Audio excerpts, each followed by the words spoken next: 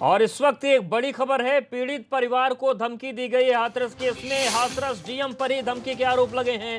DM की धमकी का कथित वीडियो भी वायरल हो गया है। परिवार को बयान ना बदलने को कहा गया है। डीएम साहब की आवाज सामने आ रही है, उसमें कहा जा रहा है मीडिया आज है कल नहीं रहेगा। आगे डीएम बोल रहे हैं कि पीड़ित परिवार बयान ना बदले और अप्रत्यक्ष रूप से बहुत कुछ इसमें कहा गया है। डीएम का धमकाने वाला ऑडियो भी सामने आया है और जो मृतका है उनकी भाभी ने कहा है कि डीएम साहब ने जीना मुश्किल कर दिया है। यहां तक उनके आरोप हैं कि ये जिला प्रशासन उनको यहां रहने नहीं देगा, उनको सुरक्षा का खतरा पैदा हो गया है। तो हाथरस केस में बहुत बड़ी खबर, बहुत बड़ा अपडेट यह है कि पीड़ित परिवार को धमकी दी गई और यह धमकी किसी और ने नहीं, हाथरस के डीएम पर धमकी देने का आरोप लगा है। डीएम की धमकी का कथित वीडियो भी वायरल हो रहा है। इसमें परिवार से बयान न बदलने की बात भी कही गई और उन्होंने यह भी कहा कि मीडिया आज है कल नहीं रहेगा। मतलब जो डीएम हाथरस हैं प्रवीण कुमार, मीडिया की कवरेज को लेकर बड़ी खींच है उनके अंदर। और हमारे साथ कांग्रेस का वरिष्ठ नेता प्रमोद तिवारी जुड़ गए। प्रमोद जी, जिस तरीके से पूरा हाथरस को लेकर हल्ला बोल हुआ, राहुल गांधी प्रियंका गांधी को हिरासत में लिया गया, हालांकि छोड़ दिया गया है, किस तरीके की सियासी लड़ाई आगे बढ़ेगी इस मामले में आपकी? मैं नहीं जानता कि लोकतंत्र में ये क्या हो रहा है, किसी को उम्मीद भी नहीं रही होगी। आज तक मैंने नहीं ये सुना था कि एक बेटी जिसके साथ बलात्कार हुआ, पीड़ा के दौर से गुजरी हो, बुखार आए, बाप और भाई को सफदरजंग में कहा जाए ना भी वहां है, फिर जब यहाँ आ जाए उसकी मां रोती रहे, मुझे चेहरा देख लेने दो, बेटी कुंवारी है, बेटी की शादी नहीं, मुझे हल्दी की रस्म अदा कर लेने दो, वो भी न करने दिया जाए और जला दिया जाए उसे, पुलिस खुद जला दे, मुखाग्नि न देने दे। इसके बाद अगर प्रेस आवाज उठा रहा है, मीडिया आवाज उठा रही है, कुछ समाजसेवी आवाज उठा रहे हैं, तो उनके साथ इस तरह की बदसलूकी, और मैं कहूंगा कि ये तो लोकतंत्र में, ये लोकतंत्र की भाषा ही नहीं, ये तो कहीं से तानाशाही की भाषा है, जहाँ पे हम गलत करेंगे और अगर गलत को तुम गलत कहोगे तो हम तुम्हारे खिलाफ कार्रवाई करेंगे।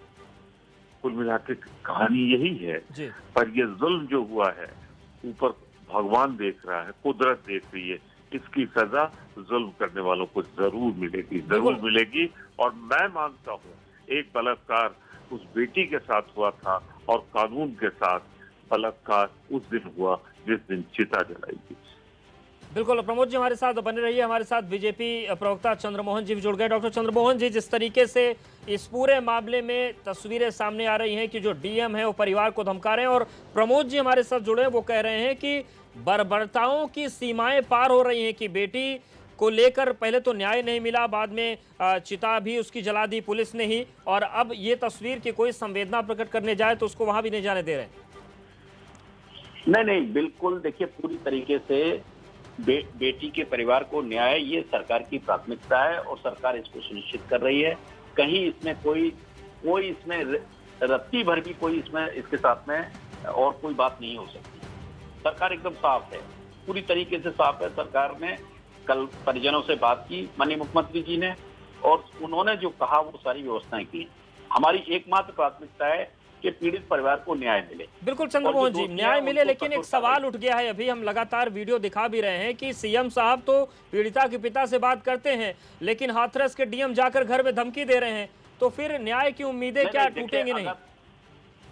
अगर कोई भी व्यक्ति बिल्कुल भी अगर गलती करेगा तो उसको सजा मिलेगी। या कोई डीएम और कप्तान से कोई लेना देना नहीं है हमारा लेना देना केवल साफ है, पीड़ित परिवार, इसके अलावा कोई नहीं है हमारा। बिल्कुल प्रमोद जी, कोई डीएम ये कह रहे हैं कि जब सीएम ने संज्ञान ले लिया है तो डीएम कुछ नहीं कर सकते, हम न्याय दिलाएंगे। ये कहाँ से न्याय दिलाएंगे? ये मीडिया पे, चैनल पे बोल के कुछ भी कह दें। मैं जानना चाहता हूँ कि मुझे 2 सवाल का जवाब चाहिए। हिंदू हैं ये, बता दें मुझे, सूर्यास्त के बाद क्या चिता में आग लगाई जाती है? ये मुझे बता दें चंद्रमोहन जी कि क्या नहीं। दूसरा सवाल भी कि एक व्यक्ति जो अविवाहित थी, अगर उसकी माँ फरियाद कर रही थी कि मुझे थोड़ा हल्दी लगा लेने दो, वरना तमाम तरह के अपशकुन होते हैं, तो क्या पार्थिव शरीर को ये भी सम्मान नहीं दिया जा सकता? चंद्रमोहन जी, पार्थिव शरीर को ये बेटी तो मारी गई, शव का इतना अपमान क्यों हुआ? रात में चिता क्यों जलाई गई? देने का अधिकार तो पिता को है, भाई को है, परिवार। नहीं, मैं प्रमोद जी से मैं पूछना चाहता हूँ, प्रमोद जी से मैं पूछना चाहता हूँ, प्रमोद सुन लीजिए, प्रमोद सुन लीजिए, आप सुन लीजिए, कितना सवाल करेंगे? सवाल दर सवाल, आप सवाल दर सवाल मत करिए, उत्तर ले लीजिए। नहीं, आप कहा भाई प्रमोद जी, ऐसे नहीं होगा। नहीं, आप प्रमोद जी आप सुनेंगे या नहीं सुनेंगे? अरे चलिए, ऐसे क्या होगा? आप भी राहुल गांधी वाला ट्रैक चला रहे हो। कांग्रेसियों के साथ यही प्रॉब्लम है, जैसे राहुल गांधी और प्रियंका वाड्रा नौटंकी करते हैं, सब क्या मतलब इस बात का? सिखाओ मुझे क्या प्रॉब्लम है, सवाल है, जवाब दो। क्या नहीं कहे? अरे जवाब दे रहे हैं आपको हम, आप जवाब लेने को तैयार ही नहीं है, आप प्रपंच फैला रहे हैं। जवाब लेना चाहते हैं, लेकिन सवाल सुनो पहले। लीजिए ना। अरे सवाल कितना, आपने 2 सवाल का, आप 200 सवाल करिए। ठीक है प्रमोद जी, 2 का जवाब ले लेते हैं। चंद्रमोहन जी जवाब दीजिए ना, चंद्रमोहन जी, आपके 200 सवालों का जवाब देंगे हम।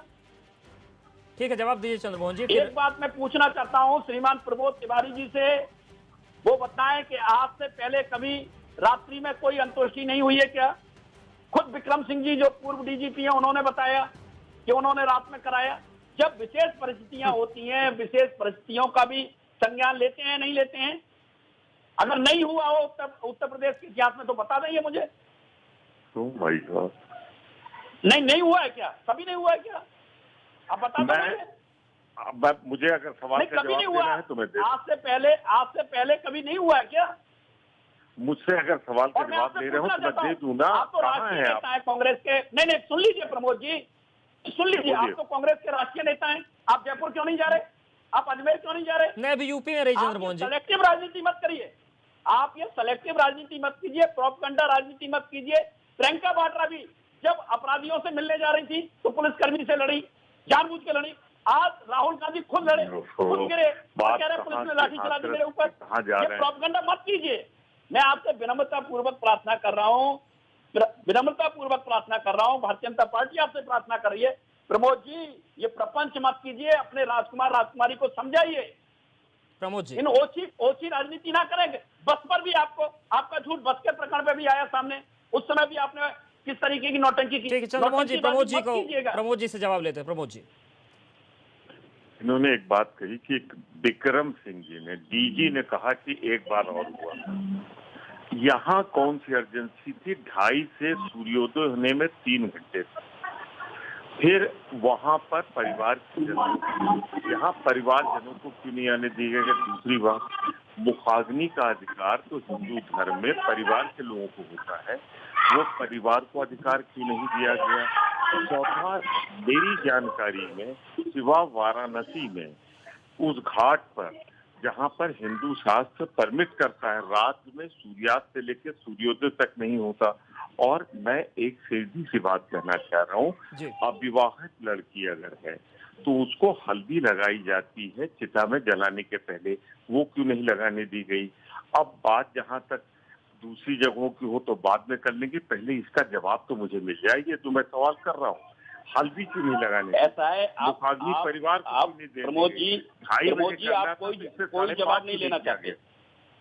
प्रमोद जी आप कोई जवाब नहीं लेना चाहते, ना कोई जवाब देना चाहते। ठीक है सर, इन सवाल जवाब को जनता समझ रही है और जनता भी बहुत कुछ तय कर लेती है। प्रमोद जी बहुत शुक्रिया, चंद्रमोहन जी आपका भी बहुत शुक्रिया जुड़ने के लिए। और इस वक्त की बड़ी खबर का रुख करते हैं। राहुल प्रियंका को पुलिस ने हिरासत से छोड़ दिया है। F1 गेस्ट हाउस में प्रियंका राहुल को रखा गया था।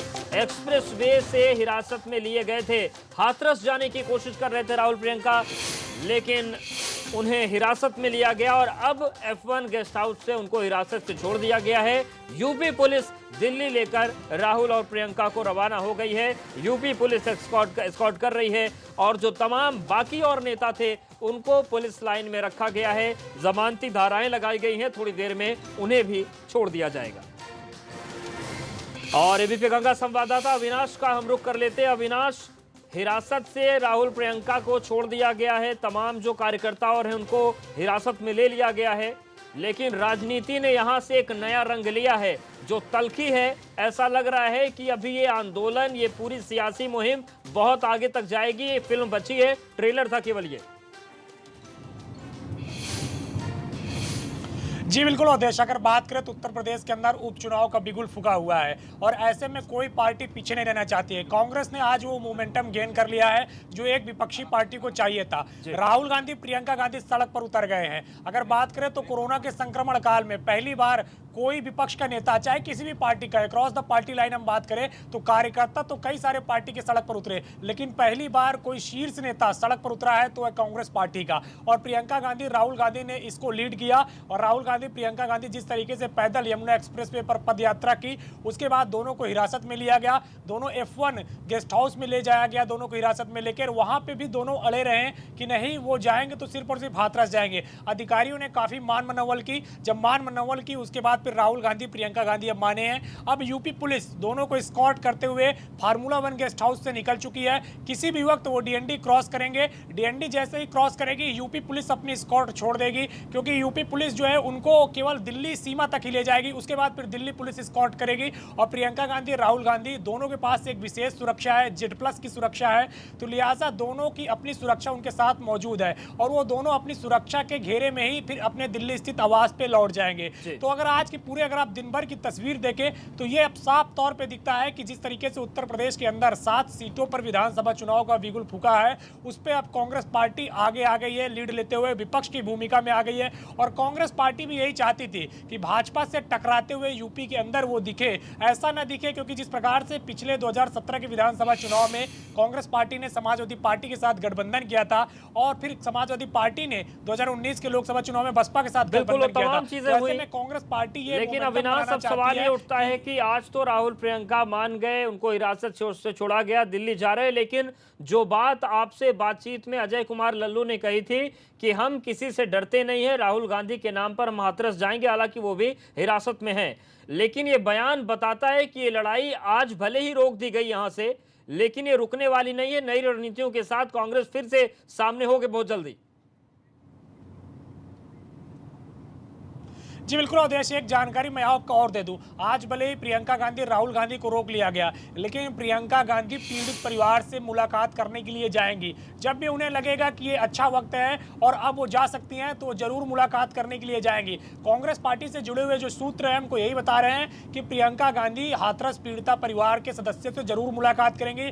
आज उत्तर प्रदेश सरकार ने उनको जाने नहीं दिया। हाथरस के अंदर अभी धारा 144 लगी हुई है, लिहाजा वो अभी जा नहीं सकती हैं। लेकिन जैसे ही हाथरस के अंदर धारा 144 हटती है और जैसे ही अगर मोमेंटम बनता है और फिर से देखेंगे प्रियंका गांधी कि उनको जाने के लिए जो है पूरी तरीके से एकदम जो है जा सकती है, तो वैसे ही वो फिर से एक बार जाने का प्लान करेंगे। वो पीड़ित परिवार से जरूर मिलेंगी, ये प्रियंका गांधी ने ठाना है और कांग्रेस पार्टी भी इसके लिए पूरी तरीके से तैयारी कर रही है, पूरी रणनीति में जुटी हुई है कि आगे किस तरीके से जब प्रियंका गांधी निकले तो वो हाथरस तक पहुंच सके, क्योंकि अभी मामला काफी गर्म है, अभी मामला तूल पकड़ के रखा हुआ है। इसलिए लिहाजा अगर बात करें तो उत्तर प्रदेश सरकार भी चौकन्नी है। हाथरस के अंदर 144 लगा रखा है, नोएडा के अंदर 144 लगा रखा है और जितने भी बड़े नेता हैं उनको नजदीक जाने नहीं दिया जा रहा है हाथरस के। तो लिहाजा इसीलिए आज प्रियंका गांधी भले से ही गिरफ्तार हो गई हो, भले से ही अपनी गिरफ्तारी दे दी हो, लेकिन आने वाले वक्त में जैसे ही हाथरस से धारा 144 हटती है, जैसे ही ये मोमेंटम हटता है, जैसे ही मामला ठंडा पड़ेगा तो कांग्रेस पार्टी से ठंडा नहीं पड़ने देगी। प्रियंका गांधी पीड़ित परिवार के सदस्यों से जरूर मिलेंगी, क्योंकि जिस प्रकार से पीड़ित परिवार के सदस्यों का बयान आ रहा है, चाहे पीड़िता की मां रही हो, चाहे पीड़िता के पिता हो, उनका जिस तरीके से बयान आ रहा है और जिस तरीके से पुलिसिया कार्रवाई हुई है, उससे पूरे देश भर से रोष के सवाल उठ रहे हैं और पूरे देश भर में एक रोष है कि किस तरीके से उत्तर प्रदेश की पुलिस ने कार्रवाई की है। पीड़िता पहले मृत्यु हो जाती है उसकी, लेकिन जिस तरीके से उसके शव के साथ उत्तर प्रदेश पुलिस ने कार्रवाई की है कि परिवार वालों को शव नहीं दिया गया, पुलिस ने रात के अंधेरे में शव को खुद अंतिम संस्कार कर दिया। ये तमाम सारे सवाल हैं जिसके बाद उत्तर प्रदेश पुलिस पर काफी ज्यादा लोगों का रोष प्रकट हो रहा है और यही कारण है कि प्रियंका गांधी और राहुल गांधी आज सड़क पर उतर गए और वो लोग हाथरस के लिए जा रहे थे, लेकिन यमुना एक्सप्रेसवे से भले से गिरफ्तार हो गए हो देश में। फिर से अपने शब्दों को दोहरा रहा हूं, प्रियंका गांधी आने वाले वक्त पे वो जरूर हाथरस जाएंगी और पीड़ित परिवार के सदस्य सदस्यों से मुलाकात करेंगी। आप देखें कि पिछले 2-3 सालों में जितनी भी बड़ी घटनाएं हुई हैं उत्तर प्रदेश के अंदर, चाहे वो सोनभद्र का कांड हुआ हो, चाहे वो उन्नाव का कांड हुआ हो, या चाहे अब हाथरस का कांड हुआ हो, प्रियंका गांधी और कांग्रेस पार्टी हर समय विपक्ष की भूमिका में दिखी है। समाजवादी पार्टी की तरफ से तमाम सारे नेता गए, कार्यकर्ता गए, लेकिन मोमेंटम तब क्रिएट होता है जब आपका शीर्ष नेतृत्व सड़क पर उतरे। अखिलेश यादव कहीं पर भी सड़क पर नजर नहीं आए। बहुजन समाज पार्टी की मुखिया मायावती तो कहीं सड़क पर नजर नहीं आई पिछले कई वर्षों से। और जिस पॉलिटिकल मोमेंटम की आप बात कर रहे हैं, काम चलाती है, लेकिन ये जो पीड़िता को न्याय दिलाने के लिए आज कांग्रेस पार्टी ने हाथरस के लिए रुख किया, राहुल गांधी थे, प्रियंका गांधी थी, और उपचुनाव एकदम करीब हैं, तारीखों का ऐलान हो चुका है, तो जाहिर तौर से जो सियासी जमीन मजबूत करने की कोशिश प्रियंका गांधी लगातार कुछ सालों से कर रही हैं, उसकी एक तस्वीर का रिफ्लेक्शन इन उपचुनावों पर दिख सकता है, क्योंकि आज का घटनाक्रम और चुनाव होने की तारीखों में बहुत ज्यादा फर्क नहीं है। देश अगर बात करें तो आज तारीख कितनी है? 1 अक्टूबर। 3 नवंबर को मतदान होना है 7 सीटों के उपचुनाव के लिए, यानी कि 1 महीने का वक्त है। 1 महीने के वक्त है जब मतदान होगा इन 7 सीटों पर उपचुनाव के लिए। और सबसे महत्वपूर्ण बात है कि इन 7 सीटों में से कांग्रेस पार्टी के पास एक भी सीट नहीं है। लिहाजा कांग्रेस पार्टी भाजपा के साथ इसीलिए लड़ रही है, इसीलिए सड़क पर अपना संघर्ष कर रही है, इसीलिए सड़क पर संग्राम कर रही है कि ताकि ये संदेश जाए उत्तर प्रदेश के अंदर कि भाजपा के मुकाबले अगर कोई मुख्य विपक्षी पार्टी है, कोई विपक्ष की भूमिका निभा रहा है, तो वो कांग्रेस पार्टी है। और इसीलिए वो सड़कों पर उतरी है और इसीलिए सड़क पर इतना बड़ा संघर्ष कर रही है कि किसी तरीके से इस उपचुनाव में एक मैसेज जाए, एक संदेश जाए कि कांग्रेस पार्टी लोगों के साथ खड़ी हुई है। कांग्रेस पार्टी उन लोगों के साथ खड़ी हुई है जिनको न्याय नहीं मिल पा रहा है, जिनका उत्पीड़न हो रहा है। और इसीलिए प्रियंका गांधी ने जब खुद एबीपी गंगा के साथ अविनाश हमारे साथ आप बने रहिए, कुछ और तस्वीरें दर्शकों को दिखा देते हैं। कांग्रेस सांसद राहुल गांधी और पार्टी महासचिव प्रियंका गांधी आज हाथरस के लिए निकले थे, लेकिन ग्रेटर नोएडा के परी चौक के आगे उनके काफिले को रोका गया। कैसे राहुल गांधी और प्रियंका गांधी को रोका गया था वो हम आपको दिखाते हैं, कैसे धक्का मुक्की हुई थी। लगातार अविनाश हमारे साथ बने हुए हैं। प्रियंका गांधी राहुल गांधी से एक्सक्लूसिव उन्होंने बातचीत की थी, लेकिन तस्वीर आपको हम दिखाते हैं कि कैसे धक्का मुक्की हुई। क्या करेंगे? सरकार से जाएंगे। आज के हिंदुस्तान में सिर्फ मोदी पैदल जा सकता है, सिर्फ मोदी हवाई जहाज में उठ सकता है, बाकी कोई नहीं घूम सकता। लेकिन सर आप जाएंगे।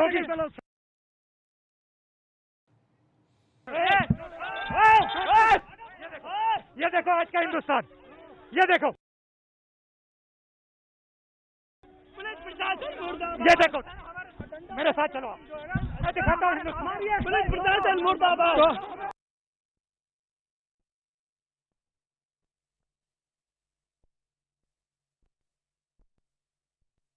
जाने नहीं दिया जा रहा आप लोगों को तो आतंक नहीं।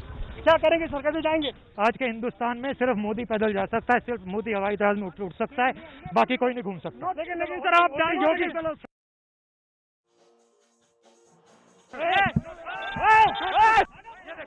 ये देखो आज का हिंदुस्तान, ये देखो। ये तस्वीरें लाठी तानी गई जब राहुल गांधी एबीपी रिपोर्टर के साथ बात कर रहे थे, तो उस वक्त उनके गिरेबान को पकड़ा गया, उनको धक्का मारा गया।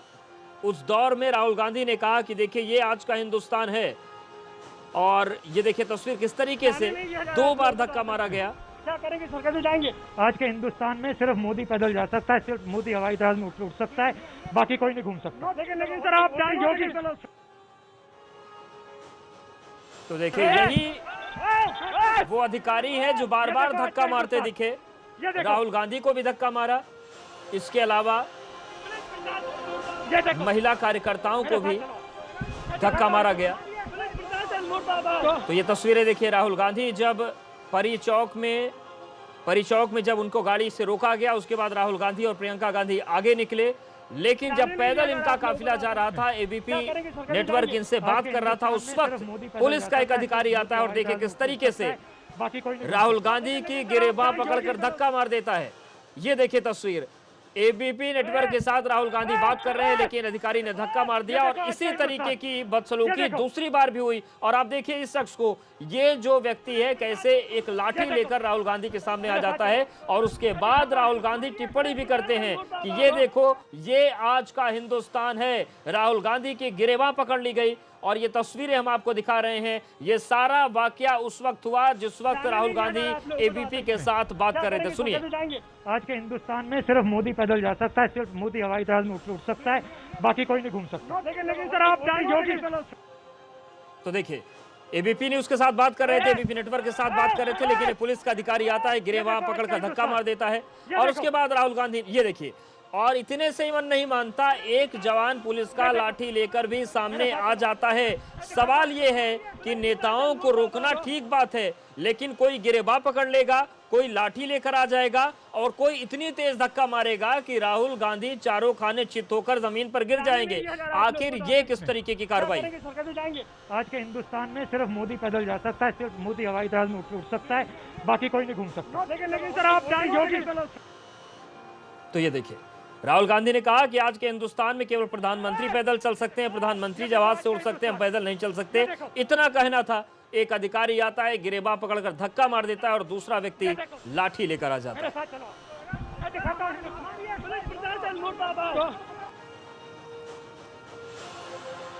और इस वक्त का अपडेट यह है कि प्रियंका गांधी और राहुल गांधी को हिरासत से छोड़ दिया गया, उनको F1 गेस्ट हाउस में रखा गया था, लेकिन अब उन्हें दिल्ली की तरफ रवाना कर दिया गया है और यूपी पुलिस उन्हें एस्कॉर्ट कर रही है, उन्हें दिल्ली भेजा जा रहा है। तो राहुल गांधी और प्रियंका गांधी को नोएडा से आगे जब ये बढ़े, परी चौक पर इनको गाड़ियों का काफिला रोका गया। उसके बाद राहुल गांधी, प्रियंका गांधी, प्रदेश अध्यक्ष अजय कुमार लल्लू, ये लोग पैदल ही चल पड़े। इनका कहना था कि हम पैदल ही हाथरस चले जाएंगे। उसके बाद राहुल और प्रियंका को हिरासत में लिया गया। हिरासत में लेने के बाद इन्हें F1 गेस्ट हाउस में रखा गया।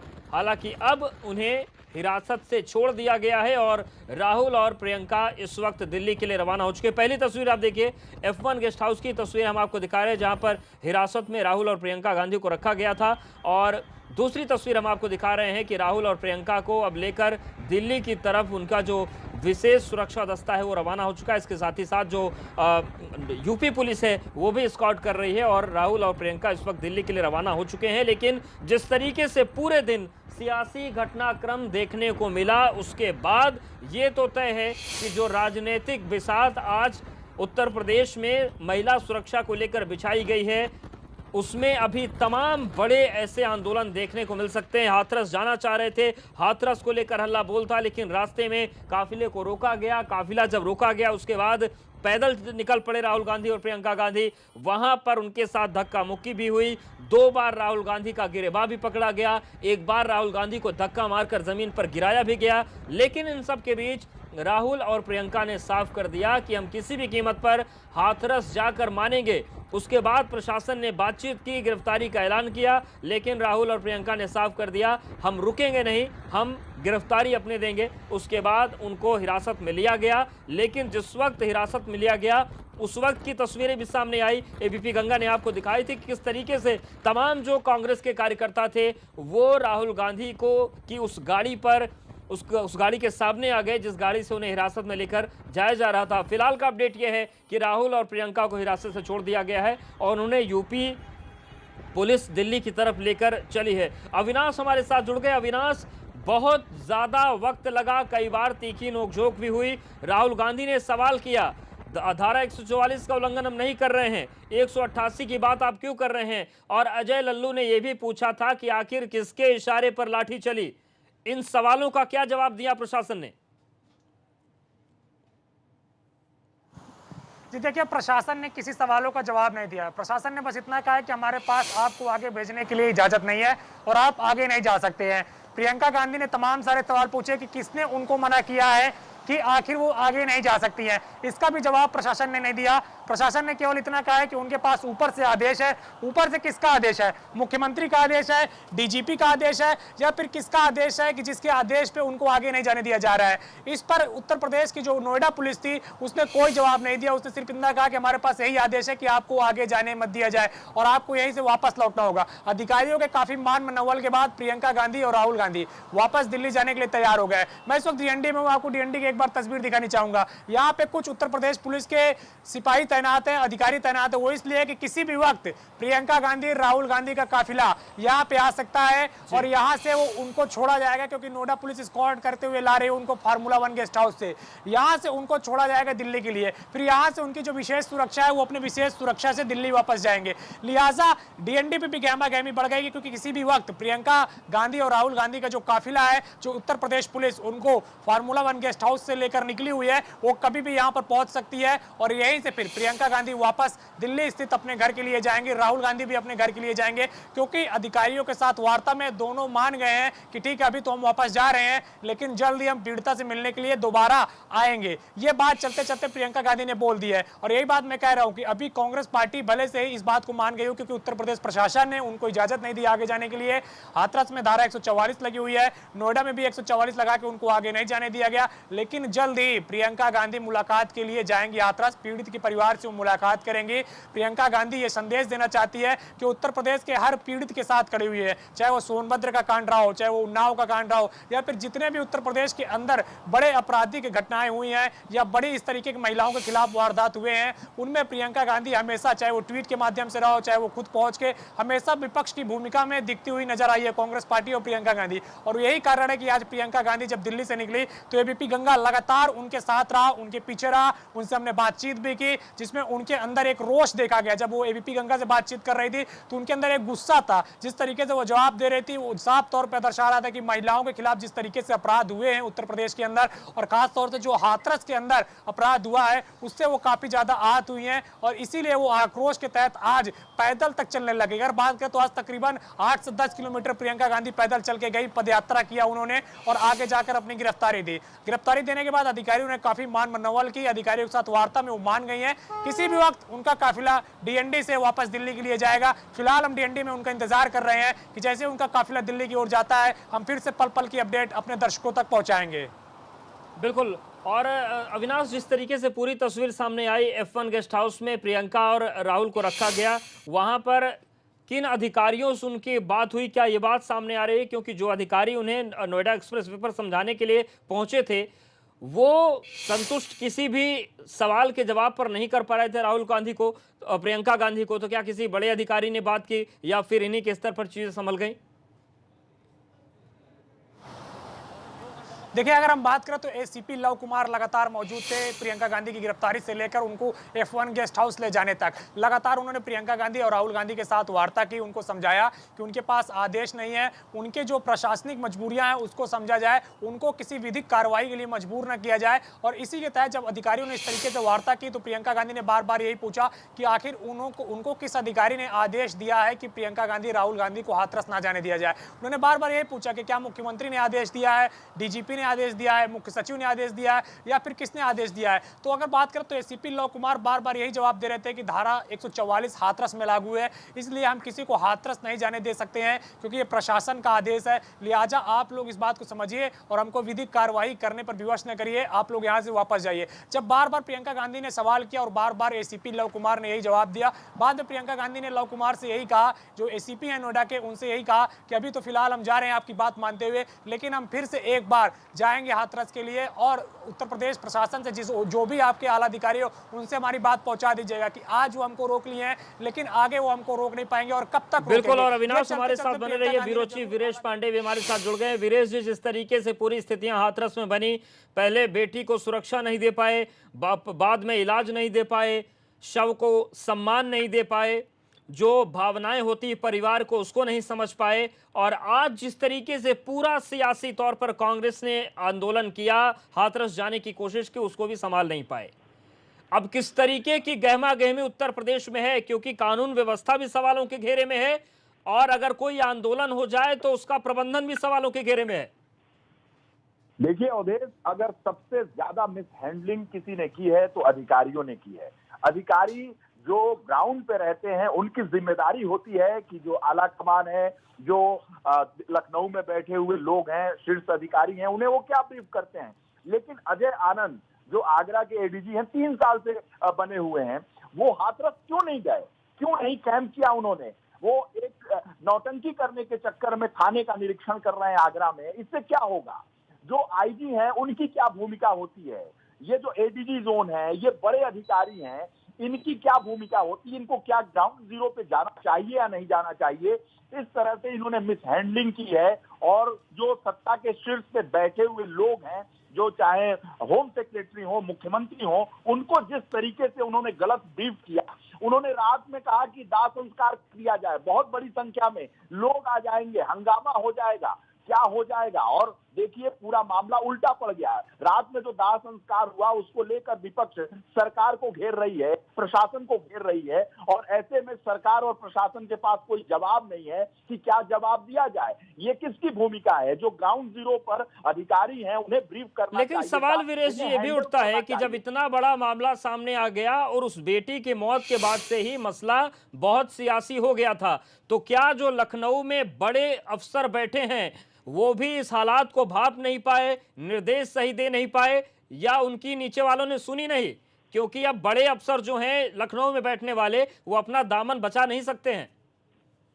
देखिए जो ग्राउंड जीरो पे अधिकारी हैं उनकी भी एक महत्वपूर्ण भूमिका होती है। जैसे मैं अगर ग्राउंड जीरो पे हूं और मेरे कोई अधिकारी या मेरे बॉस कुछ कहते हैं तो मैं ग्राउंड जीरो की स्थिति को समझते हुए उन्हें बताऊंगा, और जब मैं अपना काम सही कर लूंगा तो वो मुझसे भी कन्विंस हो जाएंगे। लेकिन जिस तरीके से जो आला अधिकारी ग्राउंड जीरो पे जिन्हें जाना चाहिए, क्या एडीजी को ग्राउंड जीरो पे नहीं जाना चाहिए? जो जोन का एडीजी है उसे ग्राउंड जीरो पे नहीं जाना चाहिए, उसे ब्रीफ नहीं करना चाहिए। लेकिन ये पूरी तरीके से जो फेल्योर हुआ है, ऐसे जो अधिकारी बैठे हुए हैं जो 3 साल से बैठे हैं, उन्हें ये लग रहा है कि मेरा तो कुछ होगा ही नहीं, मैं तो जो कर रहा हूं सब सही कर रहा हूं, और लगातार घटनाएं बढ़ रही हैं, लगातार वहां उत्पात मचा हुआ है। और जो बड़े अधिकारियों की आपने बात किया है, अगर हम बात करें मुख्यमंत्री की, तो मुख्यमंत्री तो हर चौराहे पे और हर थाने पर जाकर डंडा नहीं बजाएंगे। जो अधिकारी हैं, जो एसएसपी हैं, एडीजी हैं, आईजी हैं, डीआईजी हैं, उन्हें ब्रीफ करना होगा। उनकी मिस हैंडलिंग कैसी है? अधिकारियों ने सरकार की नाक काट दी है, मैं आपको बताऊं। बिल्कुल। जिस तरीके से मुख्यमंत्री अलर्ट रहते हैं और कोशिश करते हैं कि कानून व्यवस्था बेहतर हो, लेकिन इन अधिकारियों ने नाक काट दी है और सरकार को जवाब नहीं सूझ रहा है। यही वजह है कि सरकार के प्रवक्ता 2-2 बार प्रेस कॉन्फ्रेंस कर रहे हैं, लेकिन प्रेस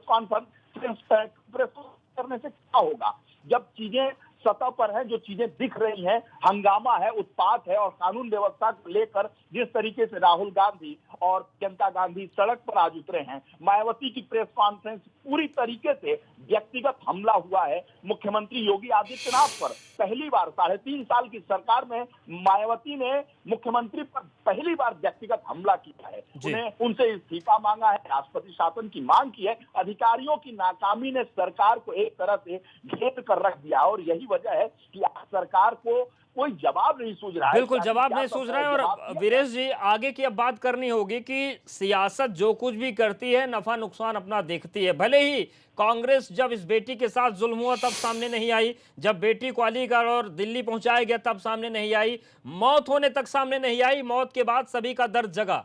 लेकिन क्या इस पूरे हंगामे का असर आने वाले विधानसभा उपचुनाव पर पड़ सकता है? क्योंकि 1 महीने 2 दिन का वक्त बाकी है वोटिंग में। देखिए अब प्रतियोगिता चल रही है विपक्ष के अंदर कि कौन नंबर 2 है, कौन भारतीय जनता पार्टी से लड़ता हुआ दिखेगा।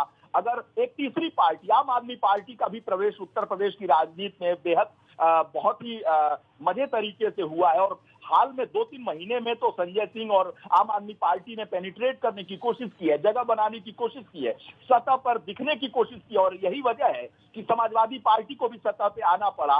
बसपा की जो मुखिया हैं वो सतह पे तो कहाँ आती और उनके कार्यकर्ता कहाँ आते, लेकिन उन्होंने प्रेस कॉन्फ्रेंस करके जो बी टीम कही जाती थी, आज उन्होंने हमला किया। लेकिन हमला में उनके कई रूप रंग देखने को मिले, जिन्होंने भी उनको प्रेस कॉन्फ्रेंस सुना। साथ ही साथ जब कांग्रेस को लगा कि भाई हम तो सड़क पे है ही नहीं, इस पूरे कोरोना काल में कांग्रेस सड़क पर, यानी अगर हम राहुल प्रियंका की बात करें तो हम पहली बार देख रहे हैं कि वो सड़क पे दिख रहे हैं, और इस तरह के जो कांग्रेस के कार्यकर्ता हैं वो लड़ाई अपनी लड़ रहे हैं। लेकिन ये जो बड़े नेता हैं, समाजवादी पार्टी की बात करें तो वो ट्विटर पे ट्वीट करके, और बाकी जो उनके ग्राउंड लेवल के कार्यकर्ता वो लड़ाई अभी पिछले कुछ दिनों से उन्होंने शुरू किया है। तो एक प्रतियोगिता चल रही है, और उपचुनाव उत्तर प्रदेश में है, और इसके मद्देनजर सबको ये लग रहा है कि कैसे अपनी उपस्थिति बनाई जाए। तो जाहिर सी बात है, अगर सरकार के फ्रंट पर, अधिकारियों के फ्रंट पर कुछ लूप होल्स दिया जाएगा तो निश्चित रूप से ये ड्रामा होगा। बिल्कुल ये ड्रामा होगा, अपना स्पेस बनाने की कोशिश होगी। लेकिन वीरेश जी, जिस तरीके का मैसेज अब इस पूरे प्रदेश से देश में गया है, कानून व्यवस्था सवालों के घेरे में आई है, क्या बड़ी कार्रवाई की यहां पर उम्मीद की जा सकती है? कुछ बड़े लोग नपेंगे इस मामले में? देखिए अगर सोर्सेज की माने तो मुख्यमंत्री इसके मिसहैंडलिंग को लेकर बेहद नाराज हैं।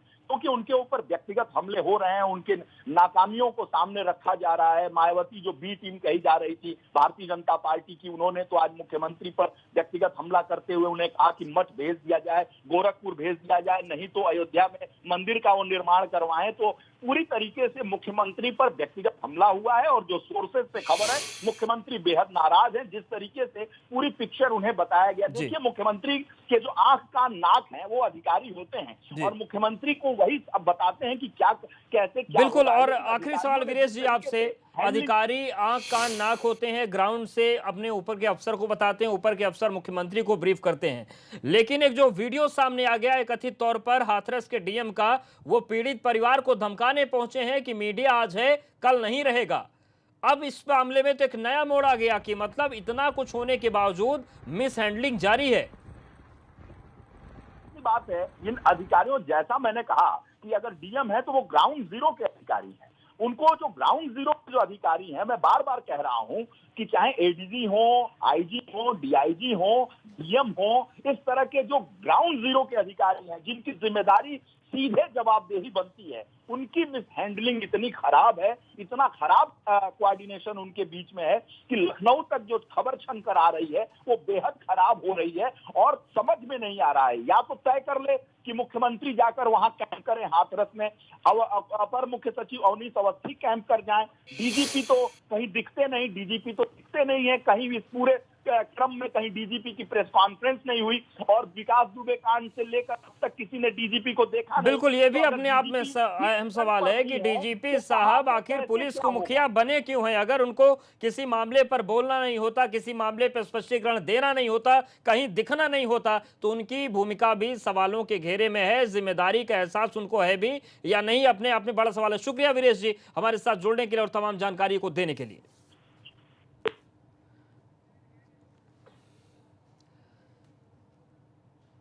तो हाथरस केस में फिलहाल ताजा अपडेट यह है कि F1 गेस्ट हाउस से प्रियंका और राहुल गांधी को छोड़ दिया गया है, लेकिन हम आपको वो तस्वीर दिखाते हैं जब परी चौक में राहुल और प्रियंका गांधी का काफिला रोका गया। उसके बाद एबीपी नेटवर्क से राहुल गांधी बात कर रहे थे, उसी वक्त उनकी गिरफ्तारी पकड़ी गई पुलिस अधिकारियों की तरफ से। आप देखिए किस तरीके से एबीपी नेटवर्क के साथ राहुल गांधी बात कर रहे हैं, लेकिन उन्हें धक्का मारा गया और एक दरोगा देखिए लाठी लेकर भी आ जाता है। तो किस तरीके से पूरे मामले की मिसहैंडलिंग हुई, तस्वीरें आपके सामने।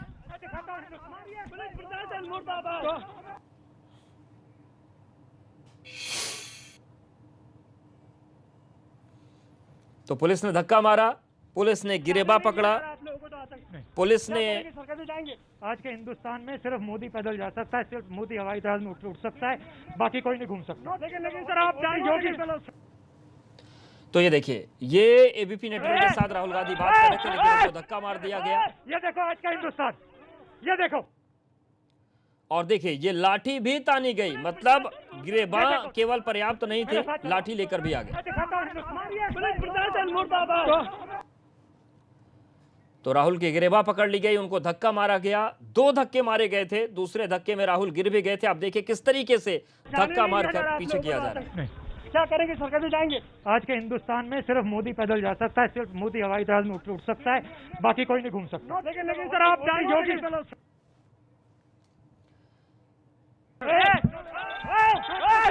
तो देखिए किस तरीके से आज का हिंदुस्तान, ये देखो, ये देखो।